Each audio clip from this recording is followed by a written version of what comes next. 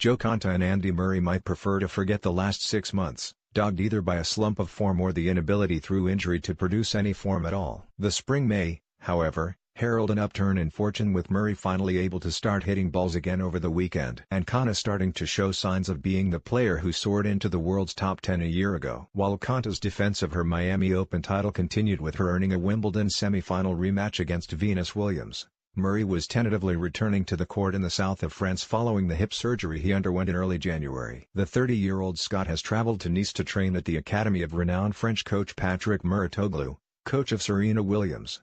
Murray has been accompanied by coach Jamie Delgado, physio Shane Annan and trainer Matt Little. Clips emerged on Sunday night of him serving and rallying on the hard courts there at the beginning of a visit he hopes will eventually lead to a full comeback in the latter part of May, with the new Challenger event at Loughborough Target. Hardly surprisingly, his movement looks less silky than that of the Uber athlete who made the 2017 French Open semifinals before his hips started to seriously hinder him, but it is a start.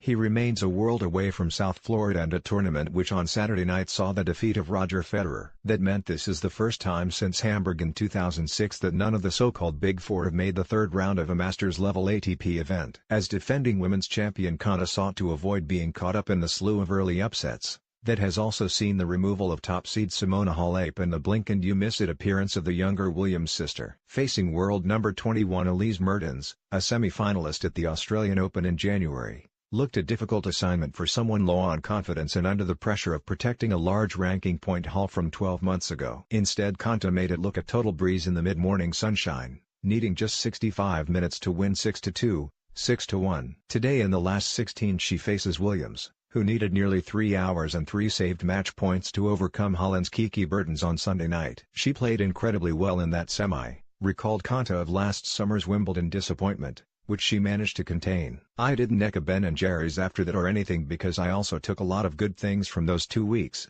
While there had been a degree of assistance from the 6 double faults thrown in by the highly rated Mertens in the first set, this was the British number 1 looking more purposeful than she has often done since Wimbledon.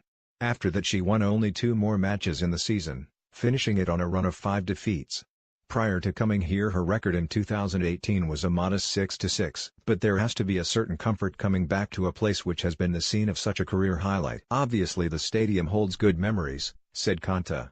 I didn't think of last year when I walked out, but I warmed up on the court earlier and then I thought this is quite nice. You let in the good feelings of past experiences on certain courts.